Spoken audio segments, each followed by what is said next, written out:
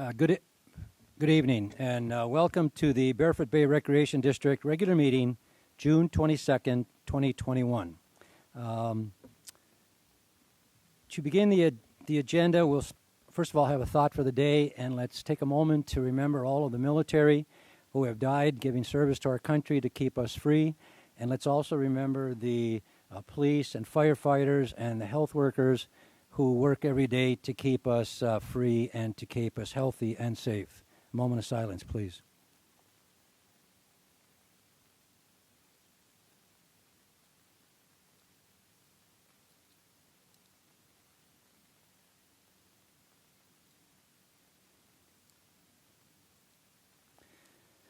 Thank you. Pledge allegiance, please. Mr. Morrissey, would you please lead us?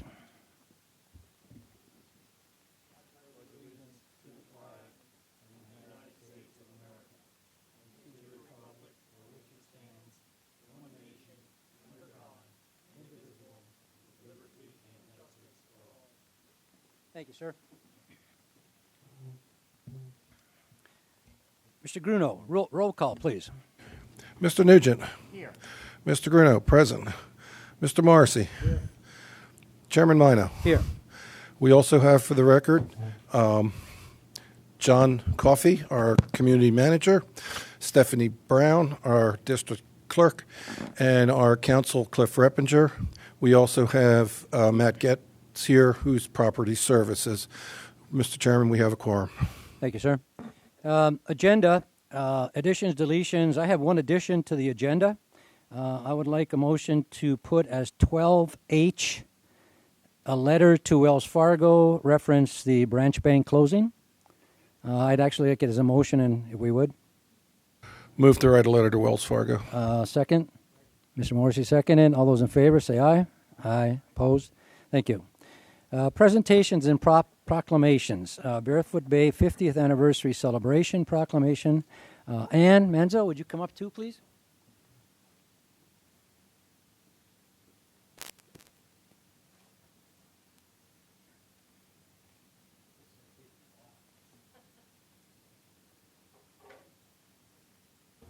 Again, this is a Barefoot Bay Recreation District proclamation for the 50th anniversary. We are going to present this to the CVO. So I will read it. It's quite long. Whereas in Barefoot Bay on September 3, 1970, Mr. and Mrs. John Agu, Mr. and Mrs. John Agu were the first residents to move onto Eagle Drive. And whereas in 1971, the Polynesian-style clubhouse, community and recreation center, now known as the Building A Complex, opened, and whereas in 1972, the front nine of the legendary Joe Lee-designed Barefoot Bay Golf Course opened for play, with completion of the back nine in 1973, and whereas by 1973, the residents of Barefoot Bay enjoyed swimming, fishing, boating, bicycling, golfing, tennis, shuffleboard, a new parking lot at the beach, and a beverage at the newly opened lounge, and whereas in 1971, there were 67 homes, and in 2021, there are approximately 4,775 homes in Barefoot Bay. For 50 years, Barefoot Bay has never wavered its commitment to bring new amenities, improvements, and maintenance to the community, fulfilling GAC's vision to create a community that would revolutionize the entire mobile home industry. Barefoot Bay is recognized as one of the most sensitively and imaginatively planned developments of its kind in America. And whereas in 1984, the Florida State Legislature and Brevard County Board of County Commissioners officially created the Barefoot Bay Recreation District, and whereas in 1997, the Barefoot Bay Recreation District purchased the common areas and took control of operations of all buildings, amenities, and services, and whereas since 1998, over 50 residents have served as elected trustees who receive no compensation but plenty of advice from other homeowners and residents. And whereas since 1998, 12 residents have served as chair of the Board of Trustees, guiding the public meetings and workshops and representing Barefoot Bay Recreation District. And whereas since 1998, 9 individuals have served as community manager, responsible for all operational and personnel decisions of a local government with currently a $7 million plus budget and over 100 employees. And whereas from its early days, Barefoot Bay has a long tradition of holding community events such as the Ethnic Festival, craft fairs, and art shows, to bold initiatives such as the annual Christmas Parade, Barefoot by the Lake Festival, the Car Show, and Sea of Pink Cancer Walk. Whereas Barefoot Bay will continue to add services, activities, and improvements in response to the needs and preferences of an active and diverse community, now be it resolved by the Board of Trustees of Barefoot Bay Recreation District that Saturday, July 3, 2021 is hereby proclaimed 50th anniversary of Barefoot Bay Celebration Day, where all Barefoot Bay residents are encouraged to recognize and participate in the celebration of over 50 years of the Barefoot Bay way of life, a relaxed lifestyle with a set of rules to assure our beautiful coastal community continues to thrive. On this day, we fondly remember our proud past and anticipate our bold future. Passed and adopted by the Board of Trustees of the Barefoot Bay Recreation District this 22nd of June, 2021, signed by Chairman Michael Armino. Ann, congratulations. Have a good ceremony. Thank you. Whereas the CVO would like to say thanks for your continued support from the trustees, and we look forward to the residents coming out and enjoying the day. Thanks to the staff for their help. Thanks to Kathy and her team. A lot of work going into it, so come on out and enjoy it. Should we want to hold this up? Hold it up. All right. Can you get it with the mic? Let you go. It's okay. I don't mind a mic in my face. There you go. There you go. That's why he's the chairman. Thank you. Thank you, Ann. We're going to get you that better copy. All right. That's what he said. John, do you want to take this one back, or do you want me to hold it? No, you can either way. Doesn't make any difference to We'll me. take it. We'll get that one.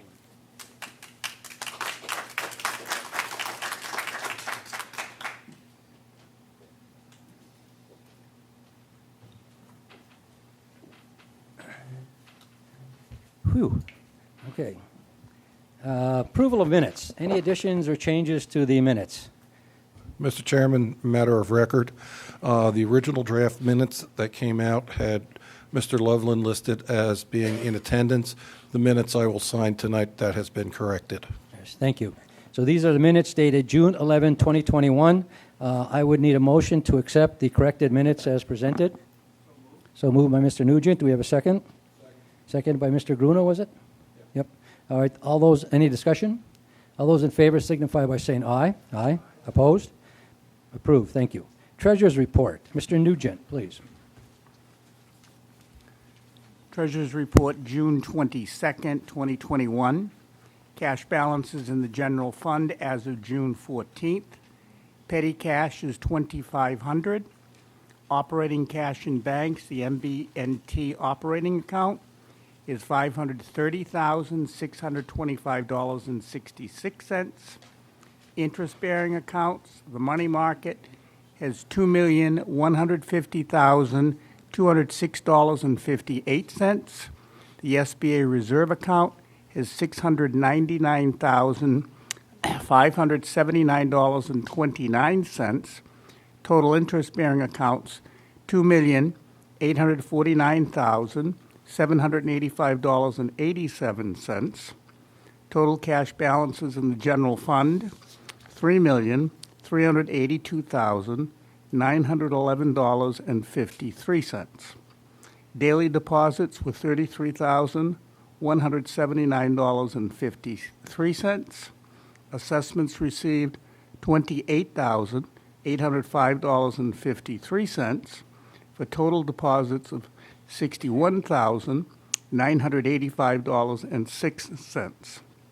Expenditures for 6/4 to 6/14, ABM for $38,955.02, ABM for irrigation parts, $5,423, MGM contracting for the shopping center roof mobilization fee, $23,240.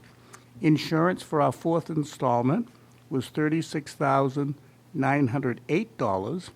Sales tax, $12,057.52.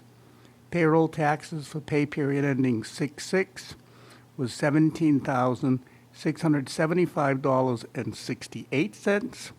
Net payroll was $60,285.25. Total expenditures 5,000 and above was $194,547.47. Expenditures under 5,000 was $42,689.68. Total expenditures were $237,234.15. Thank you, sir. Is there a motion to approve to accept the treasurer's report and to approve payment of bills as presented? Move to accept and make payment. Mr. Bruno, is there a second? Mr. Morrissey, second. Any discussion? All those in favor signify by saying aye.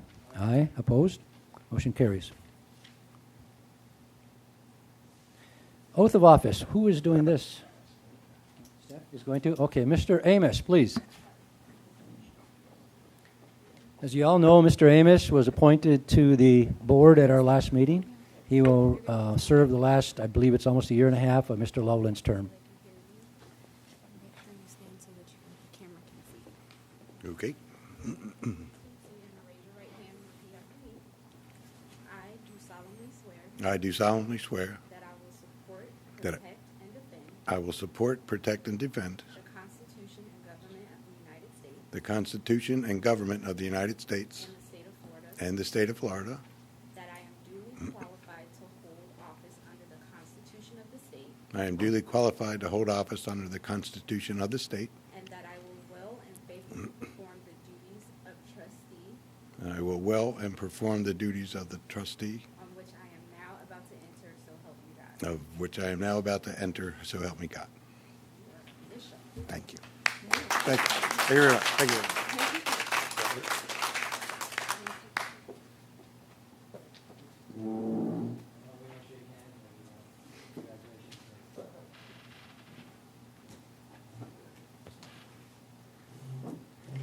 Thank you. Congratulations, Mr. Amos. I know you will be a great addition to the board. I can only tell you that it is not as easy as a lot of people, residents here think, being a trustee.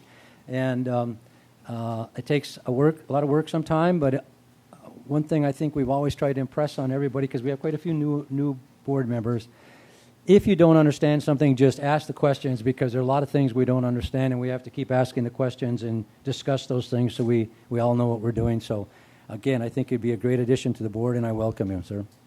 Yep. Okay, with that, we have to reorganize the board because Mr. Loveland was the treasurer of the board, and so we are going to open this up for nominations for treasurer, and what we will do is if there are more than one nomination for that position, we will again do a secret ballot, a little piece of paper, you write your name on it and write the person that you would select. If there, of course, is only one nomination, then that person will, by acclamation, be on that position. So again, I know Mr. Nugent has shown interest in the treasurer's position. Are there any nominations for treasurer of the board? I move Jim Nugent. Mr. Nugent has been nominated. Are there any other nominations for treasurer? Hearing none, I don't think we have to vote on it even. We just by acclamation, Mr. Nugent, you are our new treasurer. With that, however, that then opens up the position of first vice chair. The vice chair takes over in the case of the chairman being gone. And in this instance, as you all know, I'm going to be gone either for the 1 or 2 meetings in July. So whoever is vice chair, along with Mr. Coffey or whoever, would run the meeting. Is there any nominations for first vice chair? And again, it's open to any board member, but if there are no nominations, I would nominate Mr. Amos. And I know it sets him up right off the bat. However, with Mr. Coffey and with the help of everyone, I'm sure we'll struggle through a couple of meetings. But again, it's open to any board member if they wish to be nominated for first vice chair. He's got a long term, makes sense. What's that? He has a long term to Yeah. fill, Yeah. so it would make sense. I would see no problem with it. I just want to make sure you all know that it is open to others if they want it. Okay, if there are no other nominations, it's closed, and by acclamation again, you are the first vice chair, sir. So here's the meeting. Take over. No. With that, I believe the appointment to the NRP committee, is that because of Mr. Loveland also? And who are the members on the NRP committee now? I don't remember.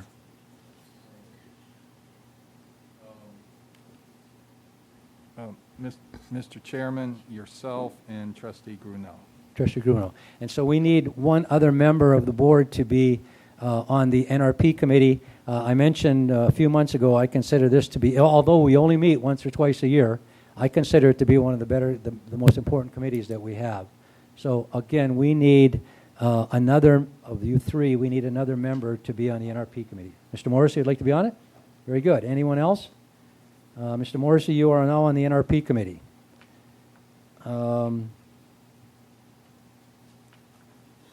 Okay, audience participation. Before we get to audience participation, I know we do have a letter also, I believe, but before we get there, I just want to make sure you all know that if you are here to speak about the budget or the assessment, which are two agenda items, we will allow you to speak before those two agenda items when we get to them. You can speak now if you wish, or you can just wait till those two agenda items. Because we do have to have a public hearing for the assessment, we don't have to have a public hearing for the budget, but we will treat them the same and allow people to speak for the 3 minutes before each one. So with that, do we want to do the letter first, please? Letter is from Gene Osborne, 100 Cherokee Court. I am extremely opposed to increasing the size of the BOT to 7 members. I believe 5 trustees work fine and that we should not mess with what works. 2 more trustees would add confusion to the BOT. Thank you. First up, and again, I only have 3 or 4 notes here, but Louise Kraus.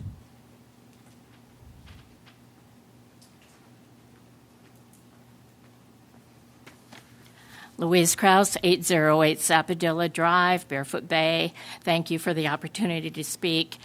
I hate to be in opposition with Ms. Osborne. She was a worthy chairman for many years. I do support the idea of 7 trustees. I was here at 9, I was here at 7, and I was here at 5. It is a heavy workload for 5 people. As you know, when there are absences, the workload is even heavier. If there's a lack of full and complete preparation in advance of the meeting, it leaves a really big responsibility for those trustees who have prepared to make the information known, to make the discussions, to make the decisions. There's a lot of responsibility, a lot of money involved. I think 7 heads might be better than 5. On the subject of 3-year terms, I think it's a good idea to implement a 3-year term with a rotation that gives the individuals a little more time to become confident in their budget and the projects that are being worked on, and to be able to be more influential on the board. It is especially helpful for people who are new to Barefoot Bay or to the documents like the charter, the policy, the DOR, as well as district and Florida state statutes. So I support going to 7 trustees. I support a 3-year rotation. Thank you. Thank you, Louise. Nancy Eisel. Wisely. Nancy Isley, Barefoot Boulevard. I'd like to see a 9-member board where you have 3 years, you have 3, 3, and 3, that it's continuity and carry through with what they're doing. But I'm here because I want to say thank you. I came with the thought of having a letter from you to Wells Fargo, and I'm glad to hear that you've put it on the agenda for that. I did get a card from the bank that had a phone number. I'm not a computer person. And I called, and I was very satisfied with the response that I got from the people there. They were very attentive and listened to my complaint of them closing the branch here. So thank you for doing that. Thank you, Nancy. Can I ask a question, Chairman? Ms. Isley? Yes. Were they aware this is a retirement or senior citizen? I don't think they were. That's why I tried to tell them Okay. that, they're seniors, and we have that many, so many that. Thanks. Thank you. Mary Miller?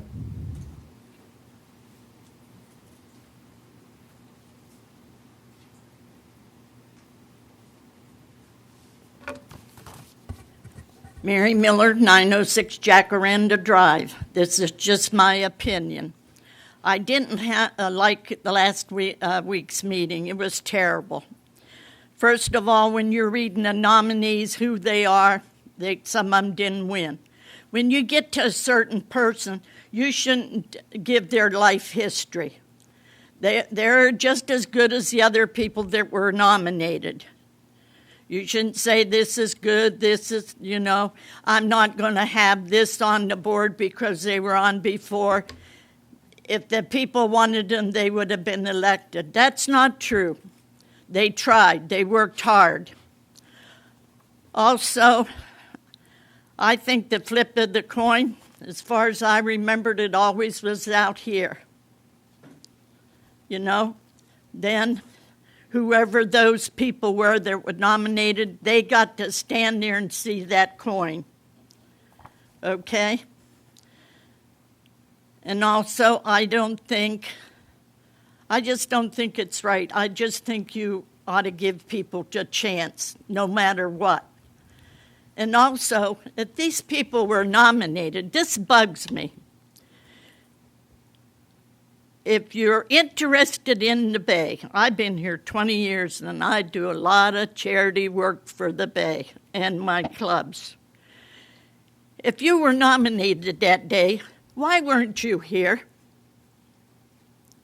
Rest of candidates were here, but they weren't here. If you're interested, wouldn't you be here to see what's going on? That's just my opinion. Next, do we own that land that the bank is on? No? Okay. I'm sorry to see it gone because we have a lot of senior citizens that go there in golf carts to do their banking. Thank you. Thank you. A couple of comments just so people understand. First of all, when people talk about the board members were simply given the reasons why they voted the way they do. It has nothing to do with the individuals. The question was why they were voting that way. Second of all, there were a number of people who were candidates who asked if they should be here, and in fact, I said no. There were a number of people we talked about in the meetings in the past where we said it's not a good thing to have those people here because they would sit there and go back and forth between people. So you don't blame people for not being here when some of them were not here because they were told I wouldn't be there if I were you. So just so you understand. Jack Reddy.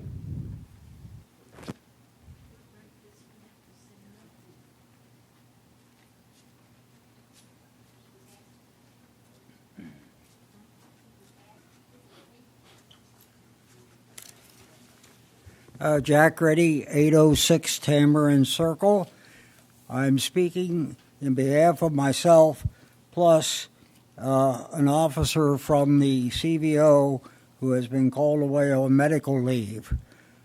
We believe it is very important for the Board of Trustees, as the representative of the folks of Barefoot Bay, to make a strong, urgent plea to Wells Fargo to to change their mind and keep that bank branch open. It has a great impact on the many senior citizens in the area. And I would urge the Board of Trustees to press hard on this issue. The second item I want to cover is the topic about increasing the Board of Trustees to 7 members and 3-year terms.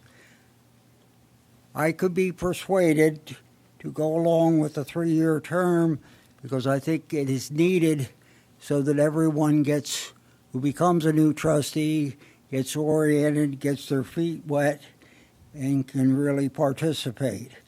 But I do not agree that we need 7 trustees. And I think that 5 is ample to get the business done of the folks. And I leave with this one last comment. Will 7 people spend less of my money than 5 people? Thank you. Thank you, Jack.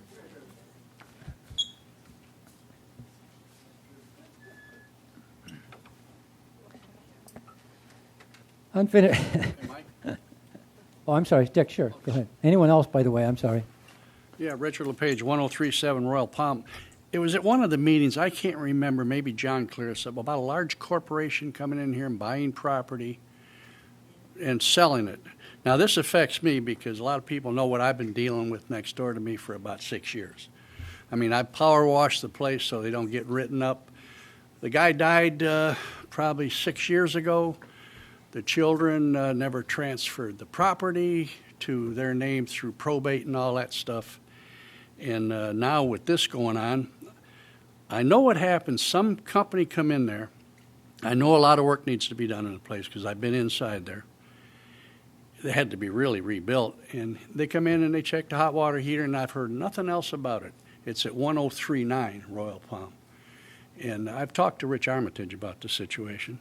So if there's anything to this, maybe you can mention it to the homeowners. Is there a corporation doing this or what? I offered to buy the place at one time, but I didn't know how to the legal part to get it transferred to my name, you know. So maybe John can follow up on that or put it on the agenda or something. Thanks a lot, Mike. Thank you, sir.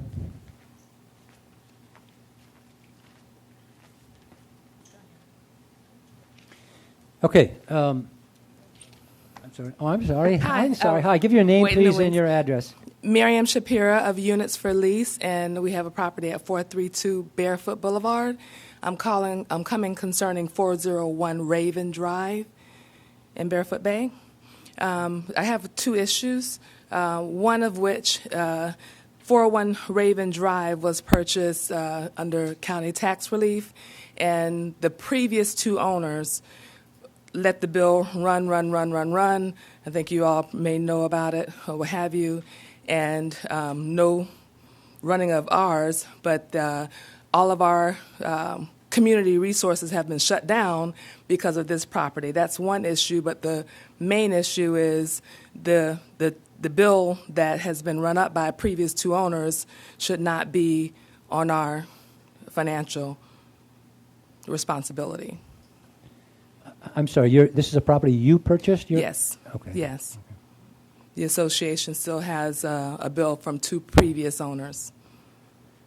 Okay. And again, this is not on the agenda. No. And so you're talking about forgiveness of Association. lien kind of a thing. Is that what yes. you're talking about? Have you Which she is- talked to you at the administration? I see. Okay, so he's explained to you the feeling of the board, right? I mean, you understand that the feeling of the board after the last couple of meetings was that they were not looking to forgive any more liens. I'm not sure what more From I what could I tell. understand, you're not putting it on the agenda, but it's an issue that you all, or any association would have, and if you want to get the issue taken care of and not have this bill continue to mount, then you would want to forgive it, because what will it do? It'll just continue to stay on your books as this humongous lien, because no one will pay a lien that's more than what the property is worth.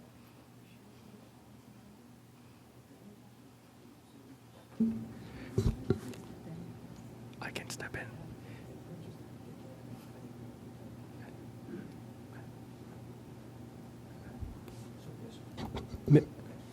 Okay, we're just trying, again, we're not familiar with this particular piece, so this has not been brought to the board, so there's not a whole lot more we can tell you about it right now, except to tell you that it is going to be difficult on this board to get another forgiveness of liens. Again, I'm not speaking for board members, just from past experience of what we've done. From what I understand, that this board did approve one just recently. And it was one that had been approved already a year before, and it was a legal issue of whether it was for the property owner or whether it's for the individual person, and it was the property. Right, and it's clear that this new owner does not have any responsibility on the surmounting bill that has accumulated over the last two owners. So this is why I'm here. I understand. But, Okay. Okay, thank you. Can we get a clarification on the record? Do you represent Units for Lease Incorporated? Yes, sir. Units for Lease. Okay. And what was your name again? M-A-R-I-A-M, Miriam Shapiro, S-H-A-P-I-R-A. There's another issue that I want to bring before the board as well regarding this. This is the second part, is when you have bills or issues, if you have an owner that has multiple units in the association, you lock down the privileges of other addresses, which doesn't seem like it makes sense. Each property should stand on its own. I've seek the counsel of 2 attorneys, and they both said, and it may be the association's rule, but both attorneys said that legally it shouldn't be. Each parcel should stand on its own. Okay, thank you. And again, this is public audience participation, so thank you. Thank you. Thank you. At what point will I follow up? I really have no idea. I can't Okay. tell you that. Okay. This is something administration, we'll talk to staff about. They will either proceed with something or they won't. It'll come to the board. Okay, thank you. Thank you. And I have to tell you that because we know absolutely nothing about this, so you're just throwing something at us that we know nothing about. Okay? Thank you. Anyone else? Public audience participation. Audience participation is closed. New business, adoption of fiscal year 2022 budget. Mr. Coffey. Yes, Mr. Chairman, trustees, welcome Trustee Amos, residents here and at home. How's this? Better? Oh, thank you. Mr. Chairman, trustees, welcome Trustee Amos, residents here and at home. This will conclude many months of work on staff and the board. The proposed budget that was in the mail out is balanced at $7,058,141. It contains a monthly assessment increase of 84 cents to a total of $68.84 a month, which is roughly 1.2% increase. It contains a $550 increase to the one-time social membership and an average 5% increase food and beverage prices. There are 17 R&M projects, elimination of some part-time people, and approximately $29,000 to address the first year of 6 years of minimum wage increases. There are approximately 77 FTEs, which means if you have 2 part-time positions working 20 hours each, they're 1 FTE. So it's about 100 to 115 employees, 35 are full-time plus 1 contract position, that would be me. Public hearings not required, but can be done. Eventually, the recommendation to the board is approve Resolution 2021-09 adopting the FY22 budget as mailed out to the property owners and attached as Exhibit A. Mr. Lepage, would you read the resolution, please? Yes, Mr. Chairman. Resolution 2021-09, a resolution of the Board of Trustees of the Barefoot Bay Recreation District establishing and adopting a budget for the fiscal year beginning October 1, 2021 and ending September 30th, 2022, providing for conflicts, providing an effective date.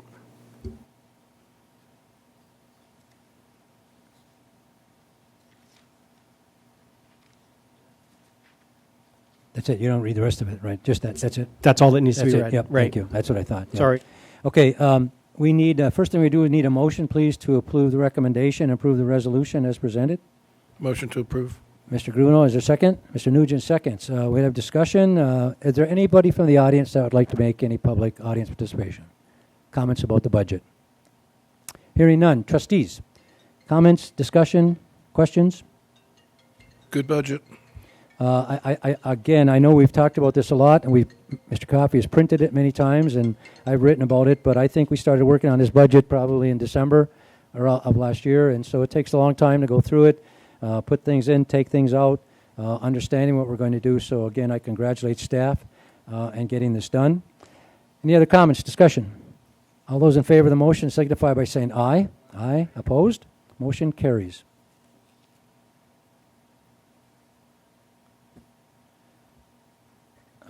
Public hearing for adoption of fiscal year assessment rate, fiscal year 2022 assessment rate. Mr. Coffey? Yes, Mr. Chairman. As previously referenced, the fiscal year 22 assessment rate would be $826.08 per lot. This will raise $4,025,436. This does require a public hearing, and there is a resolution, Mr. Reppinger, to approve. Staff recommends the board approve Resolution 2021-10 adopting the FY22 assessment of $826.08 as mailed out to the property owners. Mr. Reppinger? Resolution 2021-10, a resolution of the Board of Trustees of the Barefoot Bay Recreation District establishing an assessment of $826.08 for each improved residential lot within said district to fund the 2021-22 fiscal year operating budget of the district, providing for the collection of said assessment in the manner provided for ad valorem taxes pursuant to Section 197.363 Florida statutes, providing that said assessment shall be a valid lien upon each improved residential lot so assessed until such assessment has been paid in full, providing that said assessment shall be considered part of the county tax, subject to the same penalties, charges, fees, and remedies provided for the enforcement and collection of county taxes, providing for conflicts, providing an effective date. Thank you, sir. Do we have a motion, please, to approve the recommendation and resolution 2021-10? Mr. Morrissey, is there a second? Mr. Gruno seconds. Discussion. Any audience participation? Audience comments? It is a public hearing on the assessment. Hearing none. Trustees, comments, questions? This Discussion? keeps us within CPI as required by Mr. Tabaya? Yes. Okay. Yes. Yes. Okay. Yeah, good. Yes. Any other comments, questions? All those in favor of the motion signify by saying aye. Aye. Opposed? Motion passes. Thank you.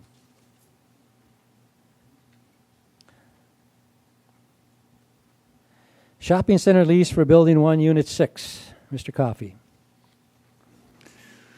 Folks who regularly tune in to the BOT meetings will remember recently the Veterans Service Office merged with the Veterans Gathering Center, which is in the old Resident Relations Office, for those of you who've been here more than a few years. One of our tenants, Shaw Medical Group, approached us about leasing the old Veterans Service Office, which is between the CVO and the realtor. They are very interested in the lease, very easy negotiations. They agreed to $10 square foot. They requested a 4-year lease with 3 5-year renewals, which merges it with their existing lease on the other side of the CVO's office. Annual rent, property taxes, and CAM minus sales taxes is about $7,800. Staff recommends approve the lease proposal for Building 1, Unit 6, and instruct General Counsel Reppinger to draft a formal lease and guarantee for future BOT approval. Is there a motion to approve the recommendation as presented? Mr. Nugent, is there a second? Mr. Gruno seconds. Discussion. Discussion, questions? Great to have it leased. What's that? It's great to have it leased. Absolutely, yes. Mm-hmm. All right, all those in favor of the motion signify by saying aye. Aye. Opposed? Motion carries. Shopping Center Electrical Upgrades RFP Evaluation Committee recommendation. Yes, Mr. Chairman. A brief history for anyone new. Several years ago, we had an assessment done that identified electrical infrastructure panels and the stuff from beyond the plugs needing to be replaced. And also there were requests from residents and tenants to upgrade the lighting in the shopping center. Therefore, 2 projects have been in the budget for a few years. This was put out for an RFP with this year after it was designed by our design team. Of interest, before they did the design, they came out at night with light monitors and identified that we didn't need more parking lights poles. We just needed better quality lights, and also the new quality lights use less electricity. Of note, the 2 light poles in the front of the barber and the food store will be moved out to the edge of the parking lot due to ADA concerns. One proposal was received on this on June 7th, the evaluation committee, which was Trustee Gruno, Chairman Emeritus Klosky, CDO, and Mr. Getz were voting members. Chairman Mino and I were non-voting members. Current Electric Solutions submitted a bid of $186,015. They are the subcontractor for the Building A renovations project. The committee reviewed the proposal and staff's perspective about the company's work and made unanimous recommendation to recommend the BOT award contract to the firm for the work. 2 notes. One is that the budget was $101,500, so this will require about $85,000 use of fund balance. This project won't be completed this fiscal year, so that should not be an issue. If the board does award contract on this, it's my intent to sign what is called a construction administration services proposal from our engineering firm, which will vet materials through them to make sure it's what's in the plans, and also provides for 1 inspection per trade discipline on the project. Sufficient fund balance is available to cover the overage. Staff recommends the BOT award contract for the shopping center electrical upgrade to Complete Electric Solutions, Inc. in the amount of $186,015. Is there a motion to accept that recommendation? We need a motion from someone. I'll move to accept. Mr. Gruno, motion. Is there a second, please? Mr. Nugent seconds. Discussion, questions, comments. So we are going to we're going to just move to the polls, correct?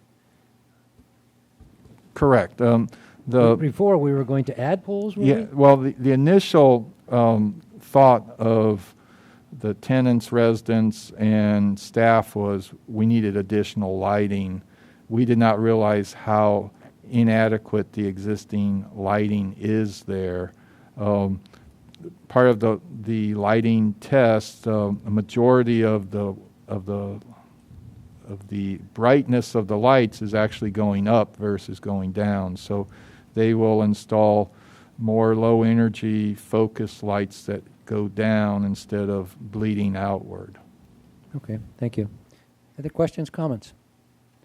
All those in favor of the motion signify by saying aye. Aye. Opposed? Motion carries. Thank you.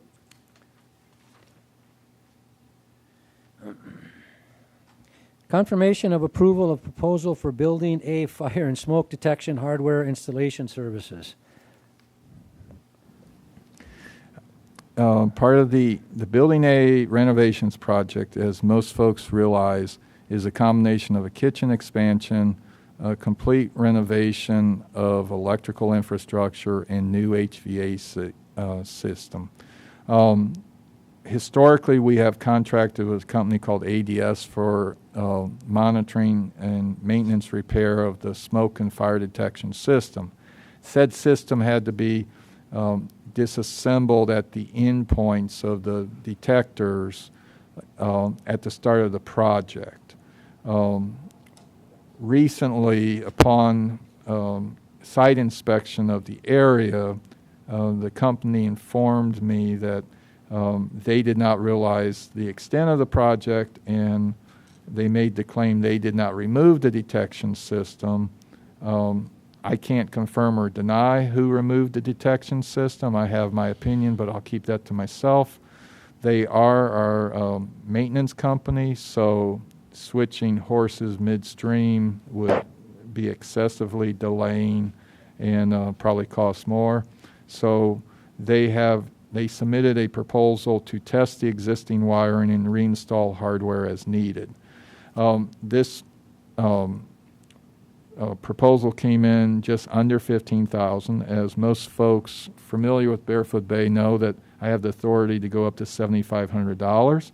I don't violate procurement policy just willy-nilly, but trying to push this project to a completion is the first and foremost thought of every waking minute I have. So I signed this to move the project along.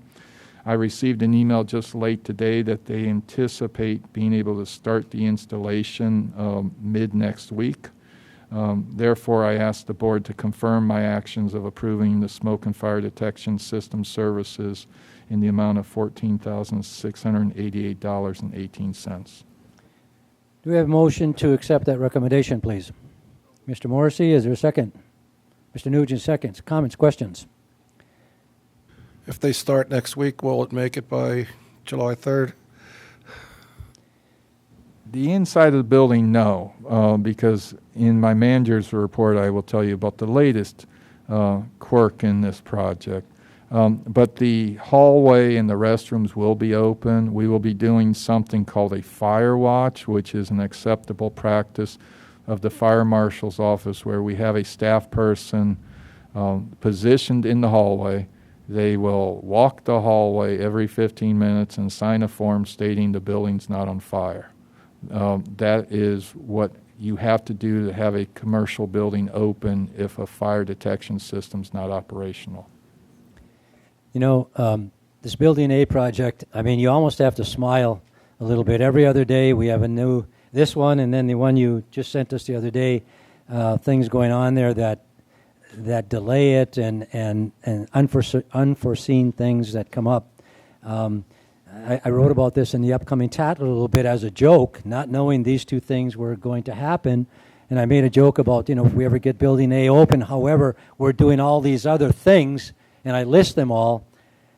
I'm almost sorry I wrote it now, because now we have a couple of other things that are going to delay this a little bit. But as you're right, there's not much we can do. We have to get this done, and I appreciate the effort on your part. Comments? Any other comments, questions? Call the question. All those in favor of the motion signify by saying aye. Aye. Opposed? Motion carries. Thank you. Proposal to change the charter to increase the size of the BOT to 7 members in 3-year terms. Are you going to take this? Do we go on with it? Mr. Grunwald, you want to introduce it? I brought this up on the agenda because we had loosely talked about it just after I was appointed to the board. And one of the things that we had chatted about was every other year we have a 3-person rush of the board.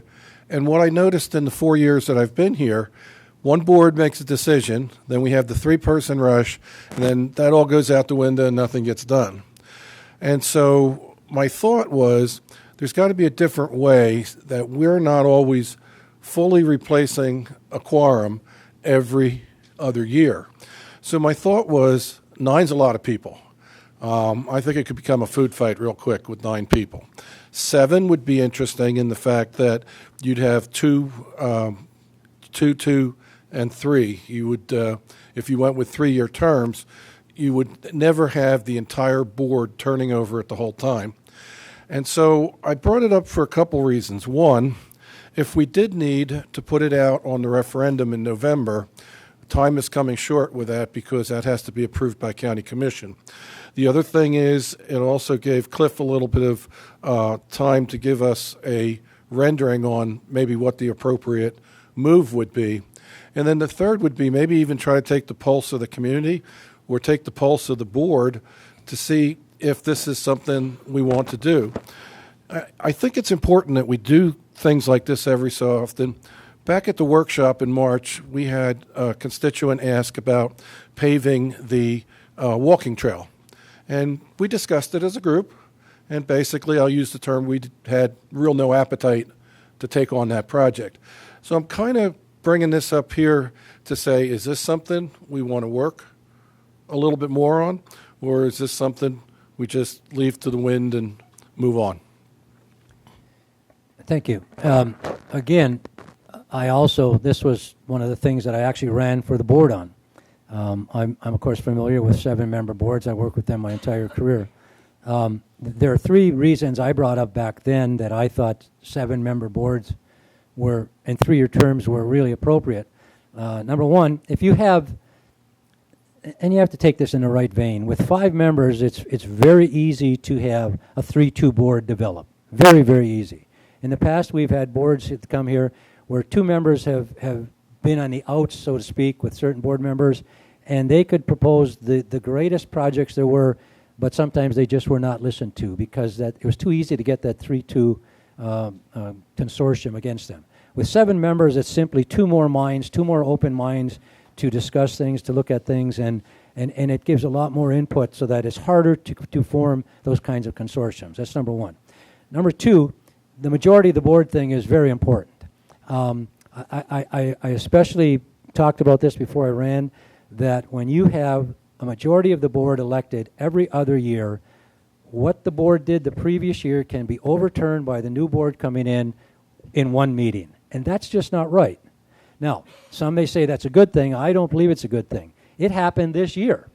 And it happened, and I was in agreement because we overturned something that a board last year approved. But because we have new board members on and a new majority, and I like the idea, but again, it should not have happened that way where we could have turned something over that the board approved a year ago. I don't believe it should have. And third thing is that because you're looking for that majority of the board to come on every other year, in the past, the boards here, as I've looked at meetings, have approved a budget in October. The new budget would start in October, but they knew that a new board, a complete majority of the board, could come on in November. So from October, November, into December, even into January, when you got the new board on, the board sometimes just held back and didn't do a lot of the things that were already on the docket, on the agenda. And if you did not ever have the ability to bring a majority of the board on in one year, that kind of thing would not happen. You'd continue to work because you'd always have the majority of the board were not up for election. You can do this in two election cycles. You can appoint it. You can do whoever you want. You could put 3-year terms on in 1 year. But I truly believe that the board should be 7 members, and I know there's all kinds of comments and questions and history about the 9-member board and the 7-member board. And you just have to go on and say, well, now it's a new day. We look at new board members. We're operating a little bit differently. We can get some new blood and new opinions on the board. I am 100% behind trying to proceed with this to see where we have to go. Again, just one vote, but that's my opinion. Other comments, questions? Well, Mr. Chairman, can you hear me? Yep. Okay. I'm opposed to go to 7, okay? As far as I know, in the past, it was a very difficult situation with 9, being 9, and then you went to 7 and went to 5. I want to know a little feedback from the people that have been here longer than I have, that how they feel about going back to 5.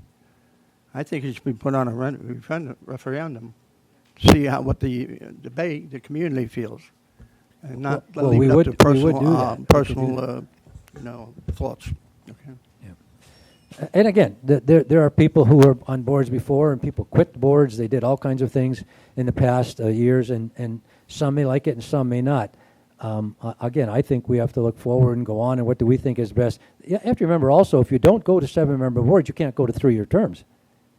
You can't do that. So if you're going to go to a 3-year term, you have to have more than 5 members, and you can't have 6.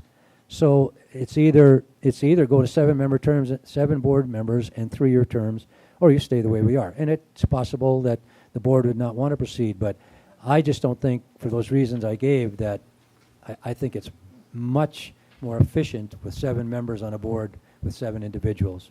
Well, I'm just curious to find out how to get from 7 to 5. You know, what was wrong with 7 before? Well, again, I don't really know. Many years ago, there were people they didn't like either way. I mean, but that was that board at that time.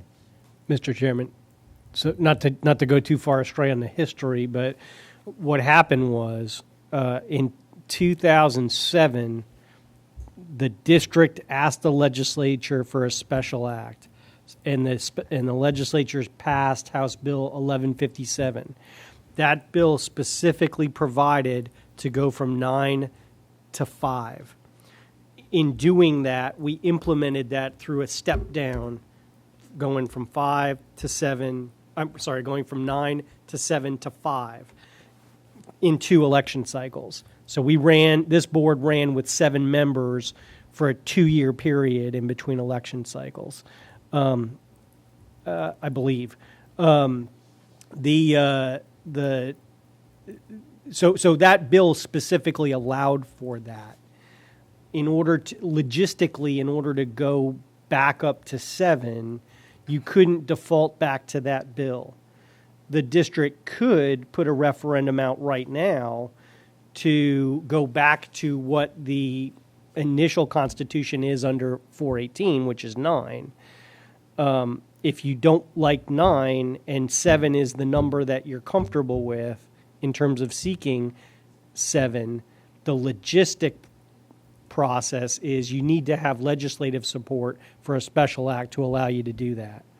So the first step in the process would be to authorize one of the trustees to go talk to either Representative Fine or Senator Mayfield to try to get their support for a bill, because you're going to need a local bill that spells out the term, the number and the terms and how you get there. That's the first step in the process. If those legislators don't support it, then it's dead on arrival because it'll go nowhere. Once one of those members decides to sponsor the bill, then it needs to go to the legislative delegation for their meeting. That meeting this year, I don't know what month that's in, but the legislative session starts in January next year, so it's no later than September, I don't believe. October would be the absolute latest that meeting is. So you need to have that bill language. October 21? October 21. Correct. So you need to have legislative support in order to get this to run so that you had a referendum in 2022 on it. You need to have legislative support and a bill drafted, be ready to go to the legislative delegation in either September or October, whenever that delegation meeting is, have that bill introduced at the beginning of the 2022 session, which starts in January, adopted by the legislature, passed, and then on the ballot for November 2022. That's the soonest that you could get to 7 if you followed that process. Putting a referendum on to just go back to 9, again, under the existing under Chapter 418 is doable now, but that depends on what the board wants to do. If it's 7, that's the process that you have to go through to get to 7. Okay. There's no point in putting out a referendum question now, because if you can't get legislative support for it, then it really doesn't matter. And at the end of the day, if the legislature does sponsor a bill and put it through and pass it, then it has to go out for referendum anyway. So it really doesn't do you any good to put anything on this November's ballot. But I good. understand the procedure, but the question I asked is, why did it go to number 5? Is there any history to that? Because that's what this board asked for in 2007. They specifically asked for a local bill that allowed them to take this board's membership from 9 to 5. And the reason for that was because they felt that 9 was too difficult to manage. No, not 7. I'm talking about 5. Correct. Yeah. That was the specific ask of this board, was to go to 5 Right. in 2007. They wanted to go to 5. I see. Okay. 7 I was, know the process was going to be a couple of years from now, but 7 was a half step Yeah. that we used to whittle it down to 5. I see. Okay. Thank you. I guess my question would be, how do we take the pulse of the community before we invest a whole bunch of time with the state legislature? It seems to make a little bit more sense to me that we have a referendum item on the board election coming up in November. It says, would you support a 7-person board? And then the second question would be, would you support 3-year terms? And if 70% of the people write back and say no, that's game over. Stop right there. Instead of going up to Randy Fine or the senator. You can do that. The problem with doing that is you still have to get their approval of the actual charter change language. So it has to go back out for referendum anyway. And if you get if you put it out as 2 questions, 3-year term and 7, what if you pass on one or fail on the other? Then that creates kind of a weird dynamic. You certainly can put out a referendum question, a non-binding referendum. We've done that in the past, just to gauge the temperature of the community to see if there's support for doing one thing or another. We have done that as non-binding referendums. We did that on non-registered electors. But all that's going to do is give you a temperature as far as what the community feels and whether there's support to move forward. Meanwhile, if you do that in November and you wait, now you're looking at the 2023 legislative session before you ever get a bill run. So that just delays you a year more.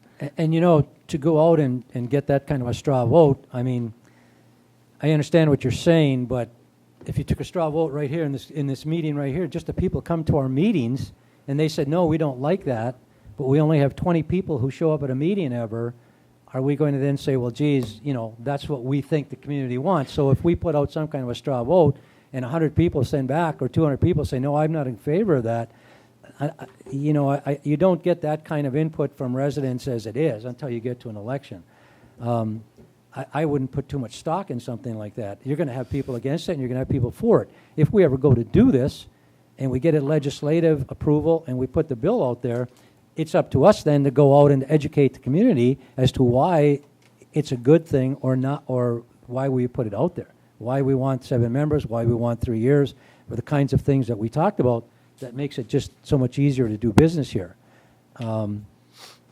If you put out a straw vote like you're talking about, we're just automatically pushing it back another year. That's correct. Without question. That's correct. The only thing that a straw vote would do would be to demonstrate to the legislative body or the legislator that's going to support the bill that there's actual support for it. We ran into that issue with deed of restriction enforcement fining when Representative Workman, when we brought that bill to him, he did not want to support it because he did not feel that there was that we had demonstrated that the community was in support of it. And that would have cured that issue. I'm not sure whether you'll run into the same issue this time, but the first step in the process of actually getting the change is to get that legislative support from either Representative Fine or and the point Senator is Minko. that if we're looking to in any way get this on 2022 referendum, it has to be done in July or August, really. Someone has to approach in July or August to these our congressional leaders to see if this is even possible. And again, I'm proposing that we do this because if they are not in favor, well, again, then we've lost our chance. There's no sense discussing it really. Mm-hmm. But if we don't do that, if we don't approach them to even get the information, then we're already back into the fall, a year after 2022. We're into 2023. Again, it's the board feeling. I'm gone in July, so it kind of makes it a handicap for me because otherwise I would be proposing we do this and that I approach one of those people, but I'm gone in July, so that throws a clink in it for me. If the board is not interested in someone approaching one of these or 2 of these people, then it's a moot point.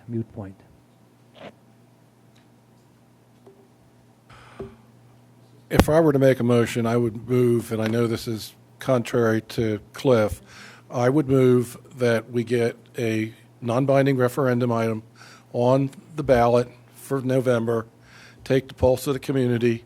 That seems to me the next logical step. If the community says yes, then we have ammunition to go to the representatives.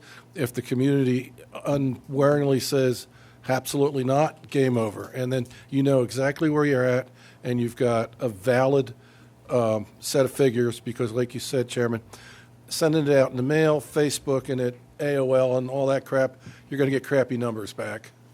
But if it's on a ballot, then people, then we have real good numbers.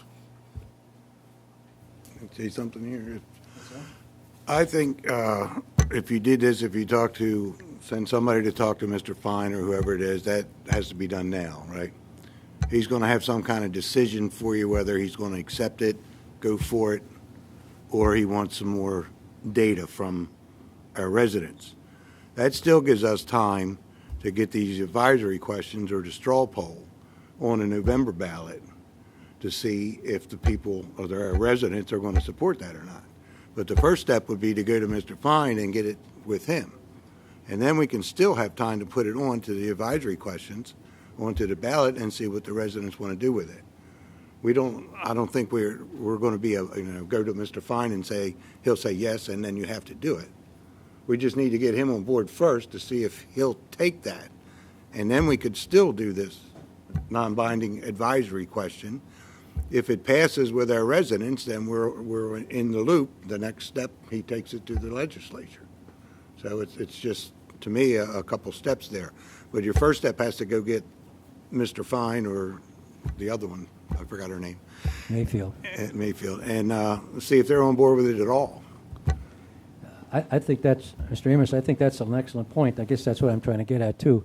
You can always go forward, but if we don't get that first inclination from them as to whether they're even interested in supporting this, we have no options. We have no options left. What's the drop dead time with county commission to get a referendum question on? It generally falls in August. Generally, if we want to get something on to the November ballot, we have to have it to the supervisor within an August time frame. I'm not sure what the drop dead date is. They generally like it in August. Probably the end of August this year, because the qualifying period for candidates or whatever is, I think, through the 27th of August. So if it is, then 25th, 27th of August. So it's probably the end of August. It's somewhere in that time range. There may be a little bit of wiggle room into the beginning of September, but they tend to like it in August. Who Mr. Coffey or Mr. Rebinger, who do you suggest? Again, I would volunteer to do this, but I'm not going to be here. So who could we suggest we do this? Do we ask another trustee to do it? Do we ask our legal counsel to do it? Do we ask Mr. Coffey to do it? There's a lot of things going on. Somebody. My opinion, Mr. Chairman, two people. A trustee who is supportive of it because you have elected official talking to elected official, and Mr. Repinger, who has the longest tenure in Barefoot Bay and has a lot of connections throughout Brevard County. That would be our best way of connecting with a state representative. Okay, and having said that, Mr. Gruner, you brought this up, and I know you're looking for the straw vote, the referendum, to get into it. But would you be willing to meet with Cliff and to make an appointment to see one of these people to bring this up to see if there's even interest on their behalf? Yeah, I have plenty of time this summer. And is it easier for Cliff to make the appointment and I just follow? We can set that up. Sure. And again, it has to be done, in July or August somewhere here. So I hate to throw it on you, but again, I'm just simply not going to be here. Well, I wouldn't have put it on the agenda if I know. didn't think That's why I'm asking you. That's if I didn't think it was important. Yep. All right. I don't think we need a motion to do that. I think we're in agreement that Mr. Repinger and Mr. Gruno will try to set up something with one of those two legislators. I would ask you to just formally do that as a motion Okay. to delegate that authority to us to go meet with Representative Fine on behalf of the board for that purpose. Okay, If you don't mind. and again, I don't know all the details of it. You can fill in a recommendation to Steph if we pass the motion accepting that we're going to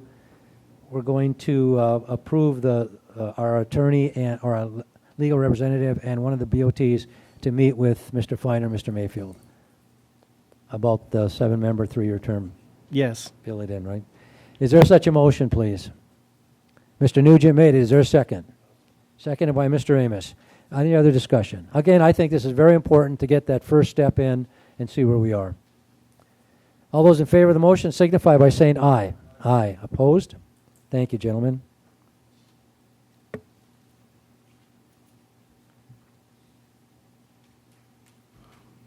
Where's my agenda? Okay. Mr. Gruno, Florida review of Florida Association of Special Districts Annual Conference.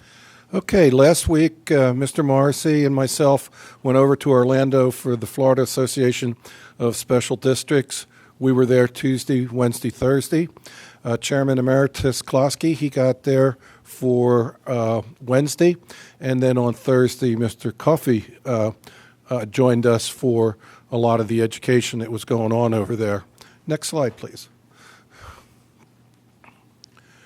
The mission of the Florida Association of Special Districts is to unify and strengthen special purpose government through education, the exchange of ideas, and active involvement in the legislative process. And they were fairly active this year in legislative, and I will say, and Mike, jump in here, the educational quality of the 3 days was exceptional. Exceptional. Next slide. I talk a little bit about municipalities versus special districts. The main difference is purpose. County, like Brevard, they do local governmental service, they do our roads, they do our fire, rescue, police, and all that, and they have very broad powers. Special districts, on the other hand, provide local specialized governmental services, and they have very limited, related, and explicit prescribed powers.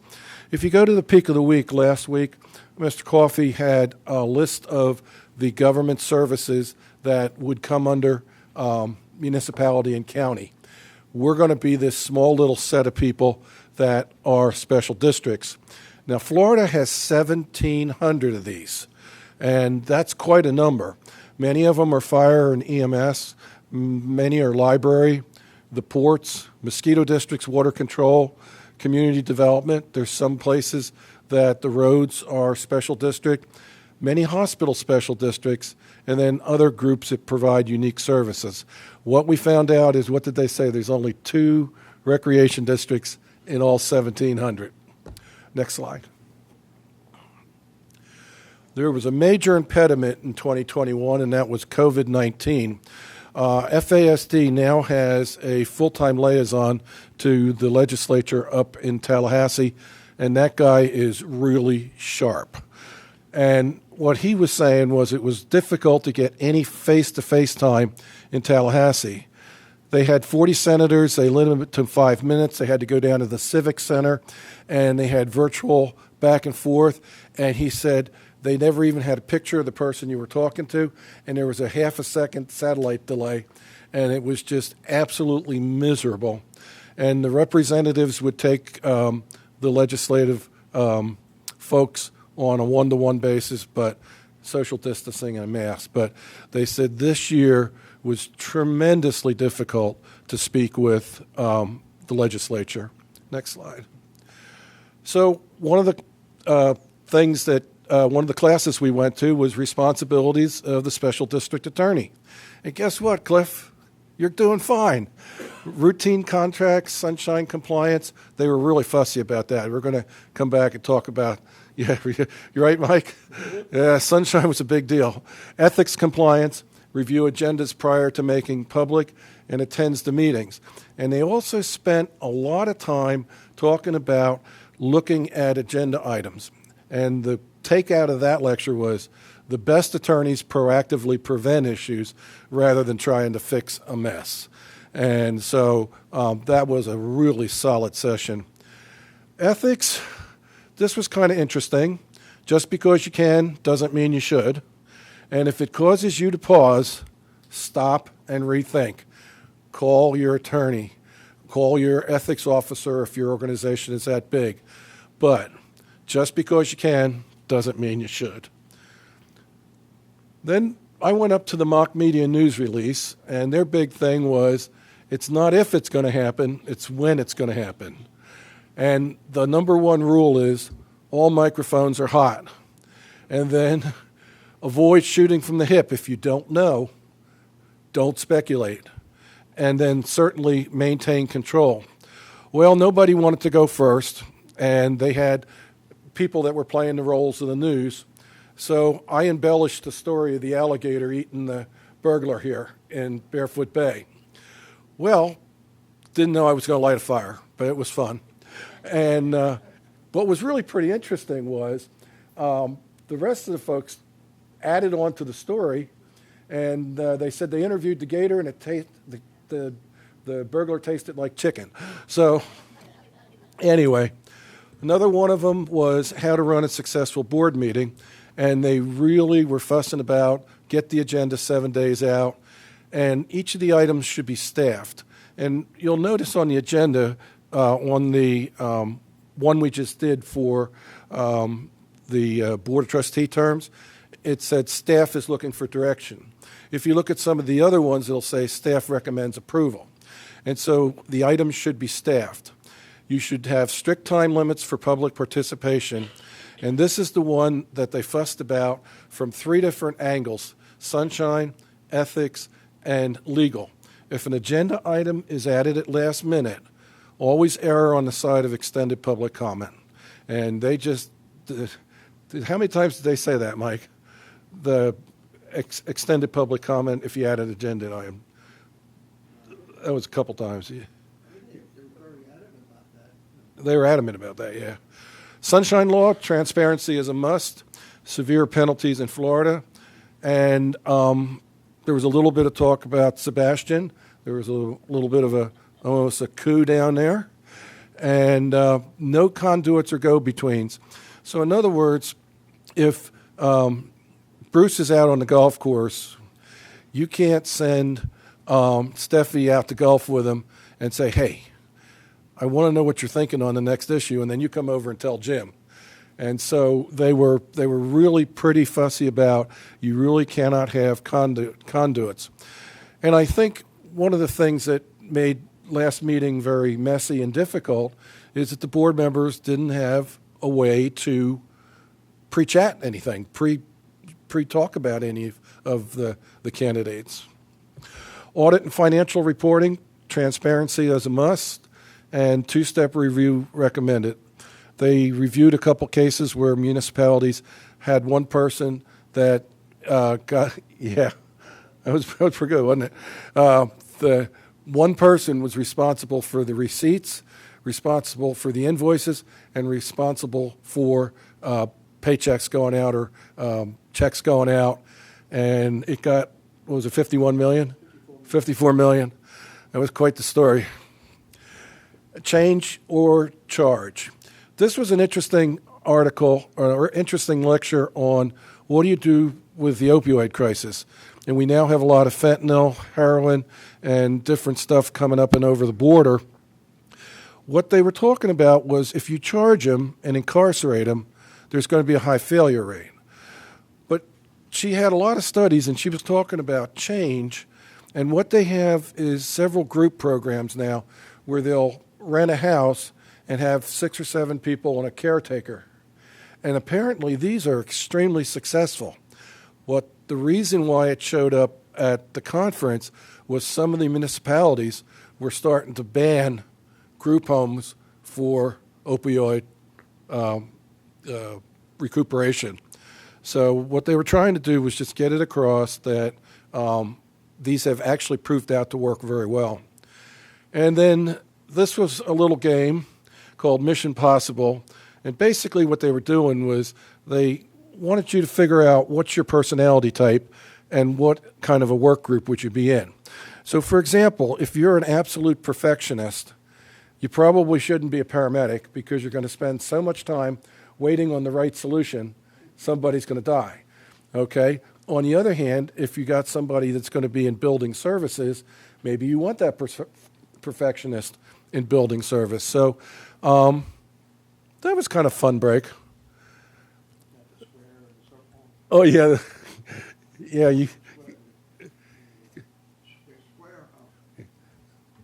A little bit about that. They represented symbols on the screen, and then they went by square being the perfectionist. Okay, the circle about the passionate. I'm sorry. What was the swivel? I forgot the swivel. I can't remember the swivel. And the triangle. But if you look at it, that's a new way of saying some old situations. They used to call it professionalism and other names for they're doing today in today's world. They just changed the symbols. But it was very interesting. You could see yourself if look up there, and you can really find out who you are. So, and I'm not going to tell you who I am either. But yeah, it was very, very educational. The last lecture of Thursday was cyber fraud, and believe it or not, special districts are now becoming a prime target.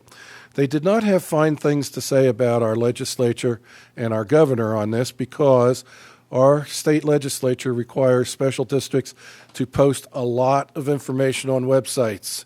And a lot of these crackers and hackers are getting the information right off the website. Also, they're hitting hospitals a lot, and they're hitting fire districts with big budgets. So one of the suggestions was backup data frequently.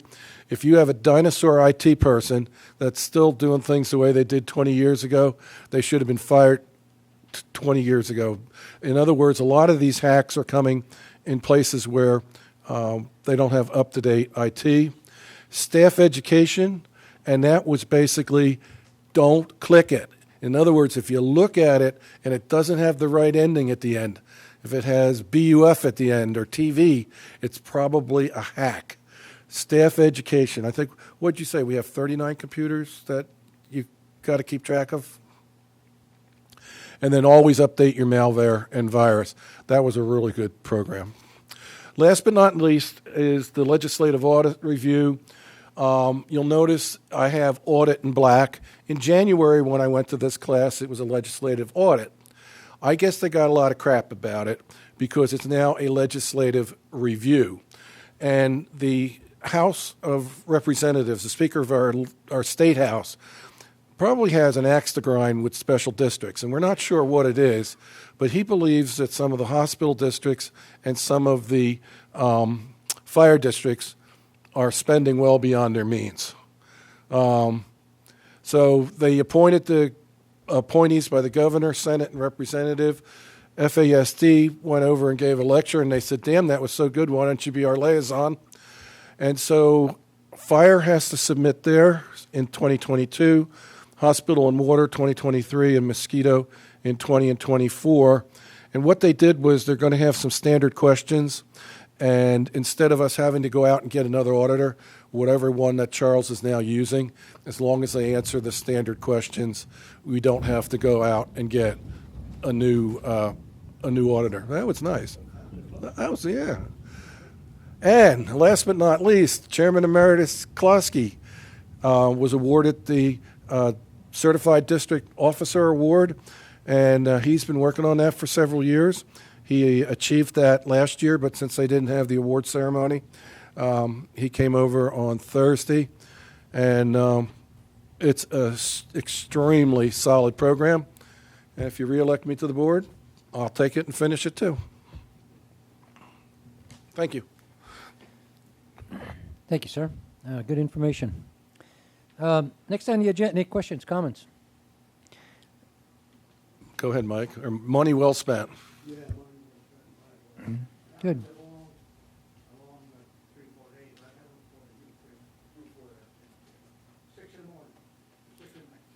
Yeah. Yeah.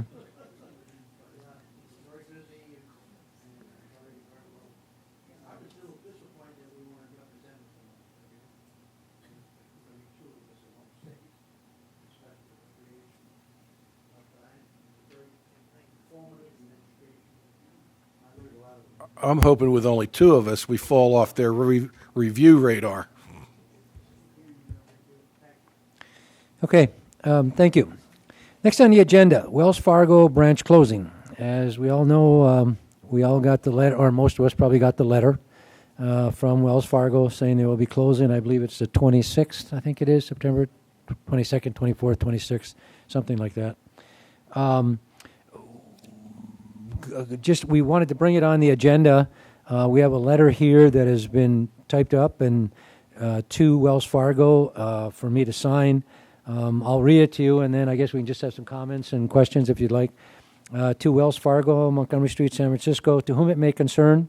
In my capacity as chairman on the Board of Trustees of the Barefoot Bay Recreation District, I fully support Wells Fargo Barefoot Bay branch remaining open. The residents of Barefoot Bay still believe in face-to-face service for their banking needs, especially services that may be difficult to achieve online, such as notary services, large cash withdrawals, and deposits, safe deposit boxes, instant cashier's checks, and money orders. Residents who utilize in-person banking will have to go further outside of the community or consider banking with another establishment to receive service. Keeping Wells Fargo as a continued staple in the community would be the best decision for its residents. I fully understand that there are many factors that have gone into the decision to close this branch, but I humbly ask that Wells Fargo consider my request. Michael Mino, Chairman, Board of Trustees. Comments, question? I would just add a sentence that says a large group of our population uses golf carts to get around, and that will not allow them to go to the other branches. And I'd spend the extra money for FedEx. You get a signature. Are there any other comments, questions, whatever? And what I would look for in the end here is a motion, an official motion by the board that we contact Wells Fargo about this in the end. Go ahead, Mr. Morsi. Oh.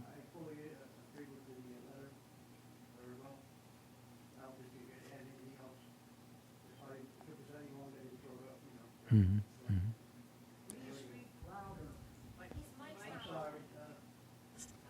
Can you hear me now? There you go. Okay, sorry.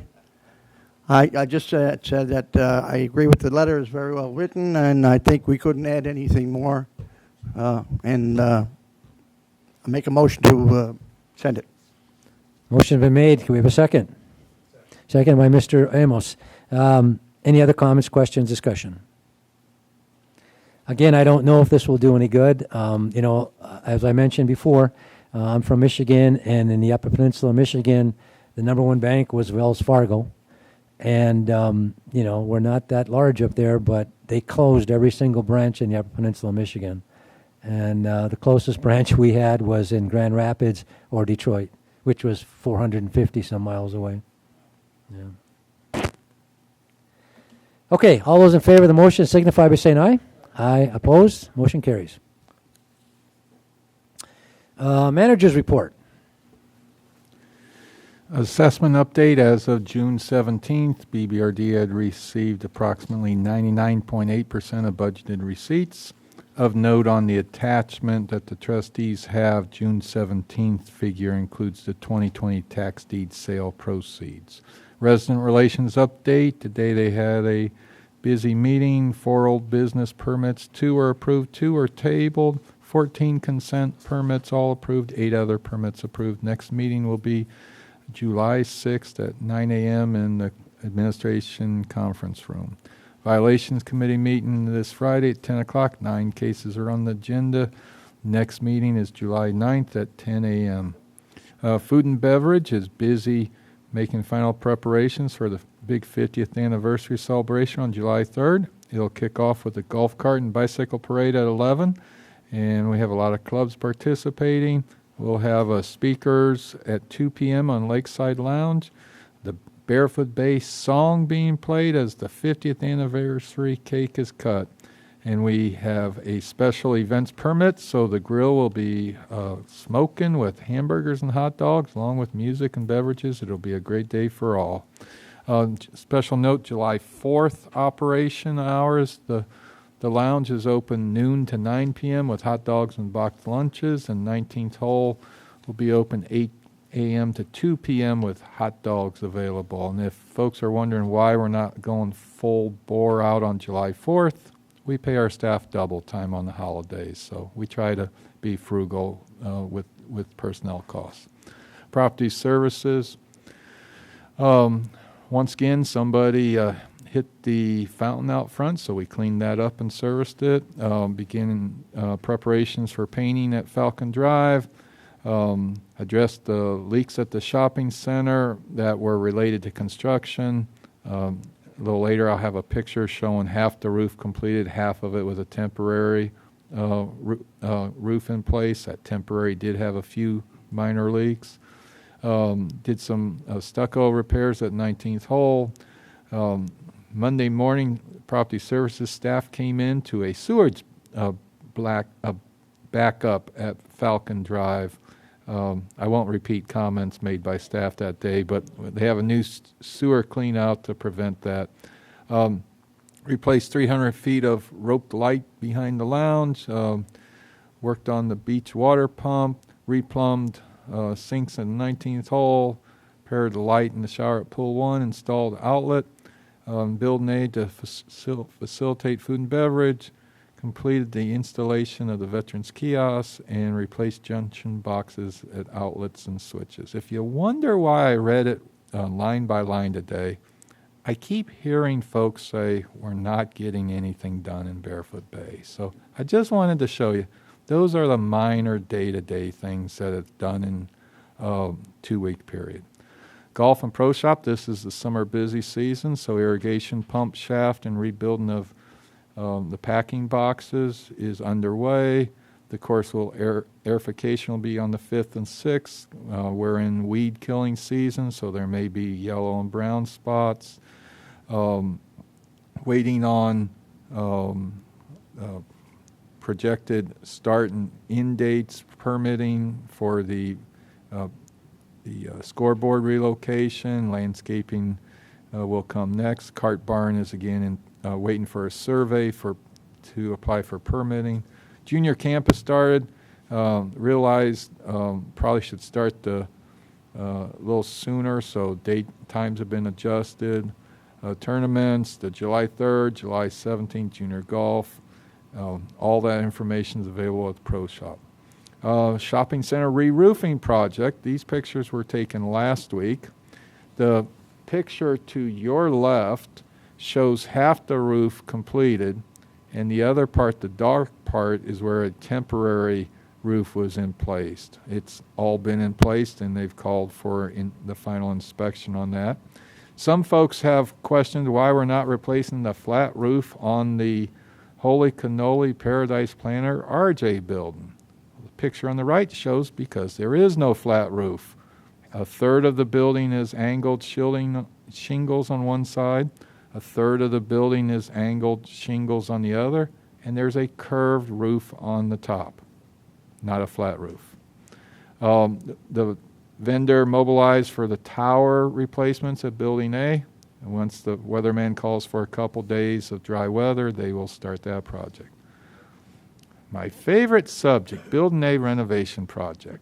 Let me just go describe some of the pictures before I describe the status. This picture shows the completed flooring, walls, the ceiling grid with the lights in, the HVAC duct. This is all good to go to close up, except for waiting on the smoke and fire detection system.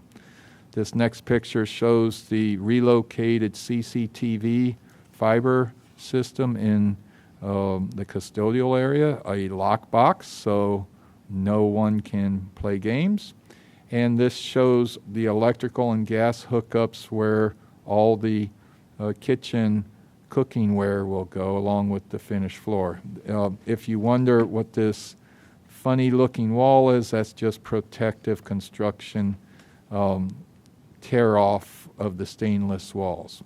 So what we all want to know, we have approximately 2 weeks of work remaining.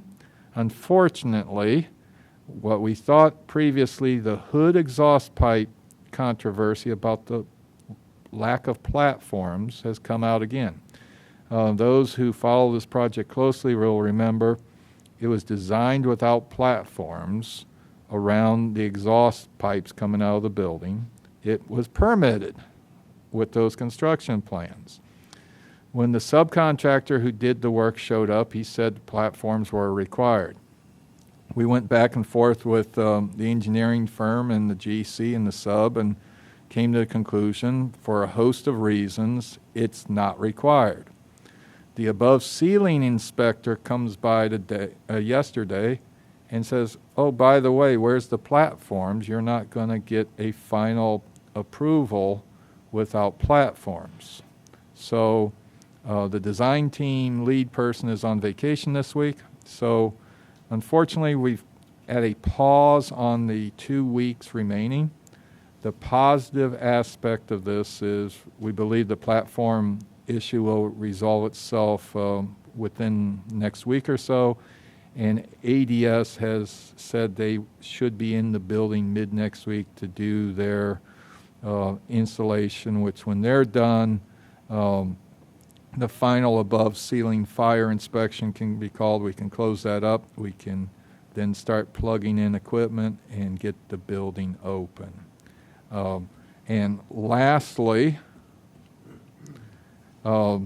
we received information today that I have the wrong one there. Disregard what this says. This was not in the board meeting because while we thought neighboring jurisdictions had a low renewal, we got preliminary word today that our renewal will be closer to the 17% increase we budgeted. I had tried to take that out and I put the wrong one up on the screen. The reason I tried to take that out is my experience is when the renewal number comes in preliminary and it's high, it tends to come down a little as they fine-tune things. But we have 17% budgeted for FY22, so we will be good. We've already asked them for other quotes. This does give us the ability to go with Health First for one more year, although with their increase to us, we may look at going other ones. And a special thanks, Chairman Mino had the pleasure, I use that in air quotes, of reading the mother of all proclamations, as I called it, which had a plethora of whereas clauses. Most of them are developed by the guest whereaser, Kathy Mendes. Many thanks for all the whereases. And that concludes my report. Thank you, John. Again, the platform thing is the second issue that I referenced earlier when we were talking about things that hold it up. And also, I'm glad you listed the property services and things you've done in the last 2 weeks, because I also talked, as I mentioned, I talked about those things in the Tadler, but I mentioned all the big things that we are doing that people really don't even understand that we're attempting and completing. So good job to the staff. Thank you. District Clerk Brown reminded me I forgot to seek direction from the board regarding the July meetings. We have our regular 2 meetings, the 9th and I believe the 27th, and we also have a scheduled town hall meeting the evening of the 29th, a Thursday. I know you're going to be gone the month. I confirmed today Trustee Amos would miss the second regular meeting and the town hall meeting.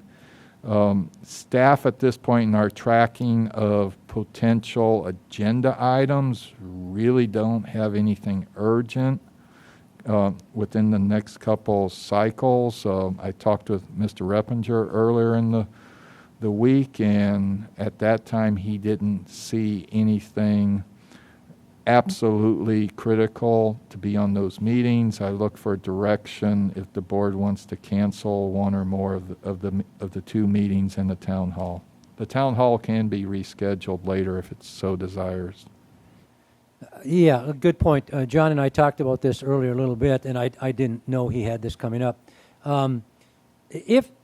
Again, I hate missing meetings. I truly do, but I can't give up the things I have to do, and it's going to take me that month. So if I did not realize Mr. Amos would be gone during the second meeting, is it possible we could cancel the second meeting of July? That's the number one question. I'm okay with that. But what's that? I'm okay with canceling the second meeting, but I kind of think we should try to make sure we do the workshops so the public gets to talk to us. The town hall, you mean? The town hall, yeah. Yeah, and the town, that's fine. I guess my question on the town hall, and I thought about it when we set that date. That's fine, you continue that. Are we going to have a lot of people in July that would attend a town hall meeting, I guess? That's my question. But let's deal with the first issue. I would look for a motion to cancel the second meeting. It's a July, 27th? A motion to cancel the July 27th meeting. Is that agreeable? Can we have a motion to that effect? So moved. Yes, well, let's make the motion first. Who made the motion? Mr. Nugent, second? Mr. Gruen. Okay, question, go ahead.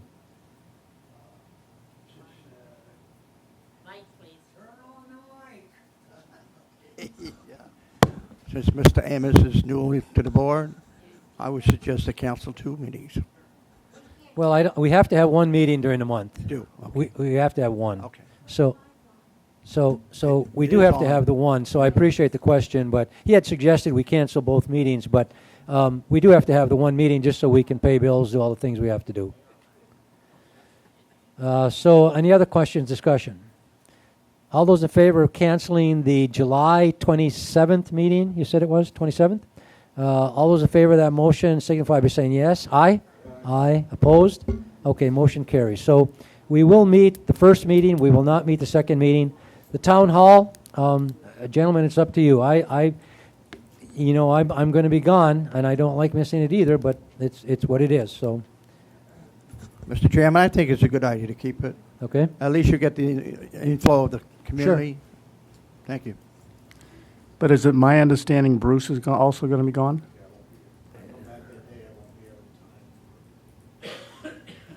And that meeting's on July 29. So we're down then to 3 trustees. You would have 3 trustees, which, you can still meet. I mean, it's. Would you like to keep it? I think we should keep it. I think the more we can have the public interact with us, the better off we are. Okay.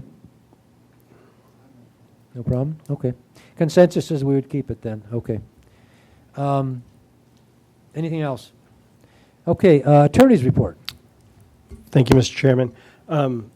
First off, with regard to NRP, today, I think the board was aware, at least the NRP members were, that district closed today on 333 Papaya Circle. So that deed has been recorded, the property closed, and the structure that is on that property will be removed. I know Mr. Armington already, I believe, is in the process of coordinating that effort. So that has been completed. The report from Mr. Greneau was good from the special district conference. Some of those issues I hit on with Trustee Amos during his orientation today. We went over some of the sunshine law issues. It's interesting that you raised that. As a side note, I don't think I'd make a very good EMS provider. Not in your triangle. Yeah, not there. But what I noticed is that I hadn't updated the Sunshine Law memo since 2019 was the last time that I issued it. Obviously, some of you have already received some training. I don't know whether you have any interest in having another workshop of any kind to address those issues. They really haven't changed since the last time I advised the board, but certainly more than willing to do something like that if desired by the board. If you feel like you have any issues or questions, you certainly can contact me at any time, or we can have a formal workshop if you like. So That would be a lot more than what you and I went over with today, or? it would go into more detail in as far as the issues that are identified in the materials. Yeah, I'd be interested. So. Okay. Okay, anything else? So if you want that, we can set that up at any time. Just quickly, just to give you updates, the issue on the application for the Construction Board of Adjustment and Appeals, the beach pilings, we are in the process still of completing that. I do anticipate that application will be filed this week. I have been talking to the building department. They're aware of where we're at, so hopefully once it gets filed, that will move quickly. And then the other long-term outstanding issue is the Stewart land lease, which obviously wasn't on this agenda. Every available effort and energy that I have is trying to get it on the next agenda for July. So that's hopefully we'll have it on that agenda. And we will have it to them, and hopefully we'll be able to get it on there. So that's where we're at. And that is all I have. Thank you, sir. Incidental trustee remarks. Mr. Nugent. Anything? No? Mr. Gruno. I was just going to say the lights around the lounge really look nice. Second of all, after we went over to the conference, I really appreciate how well Barefoot Bay is run. I would say we're knocking 90% out of the park with best practices. And then last but not least, solid meeting. Mr. Morrissey. The only thing I'd like to say is I know it may be coming up for an agenda member item, but the letter we talked about from the community resident, it was about the path around the lake, you know. And and I think you talked about it too, didn't you? Yeah, so I got one personal. I guess everybody did on the board got a personal letter about it, and I know we did it before, and I just hope it maybe we find a little way of doing that. Red clay is not good to come off your clothes. Okay, so that's all I have to say. Well, and again, we're talking about a letter we got from a resident that wanted us to pave that lake, and we discussed earlier on this board that there wasn't, as you referred to it earlier, there was no appetite really to do that. It still is not on my part.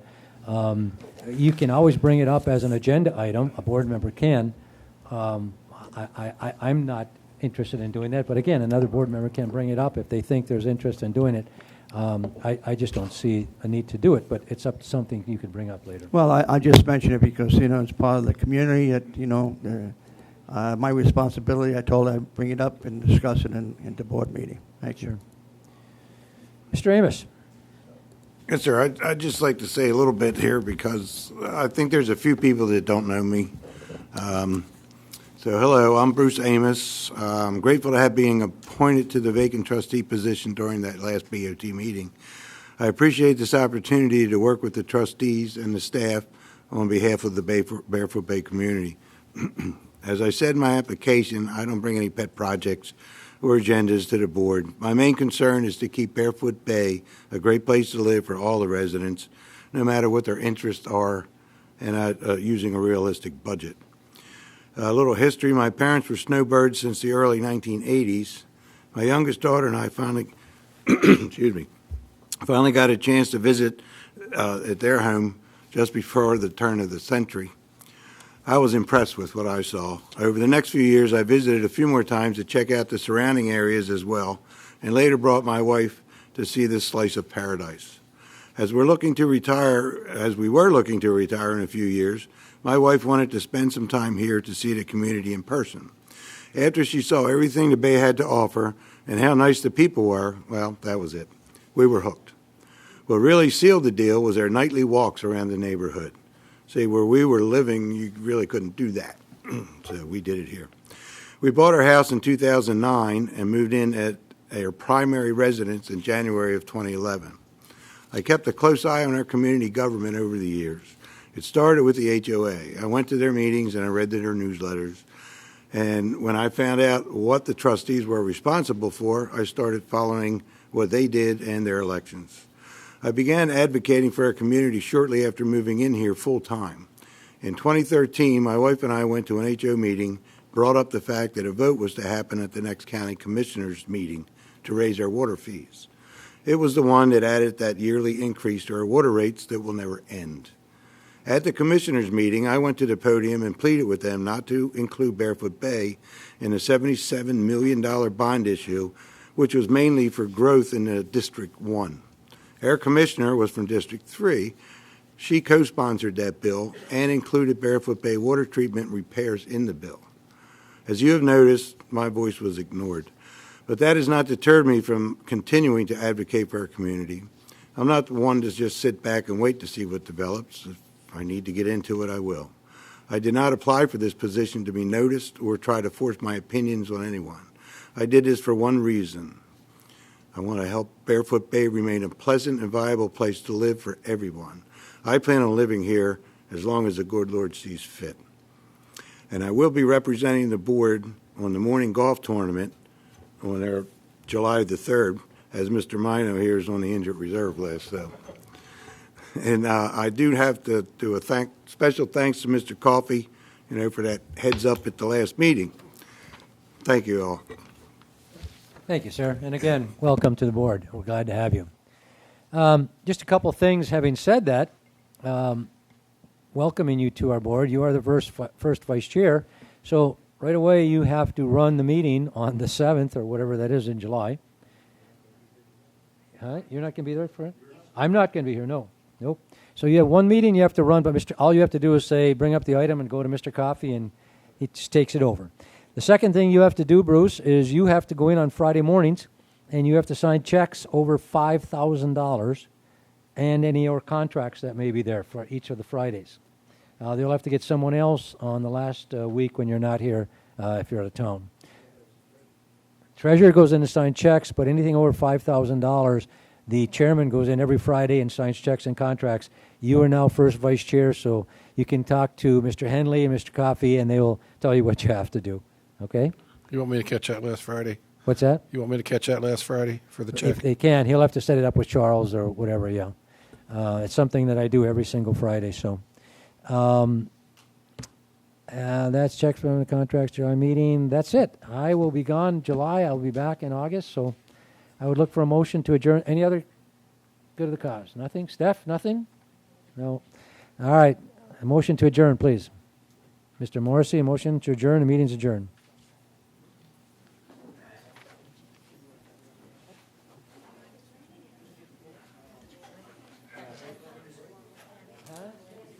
I know.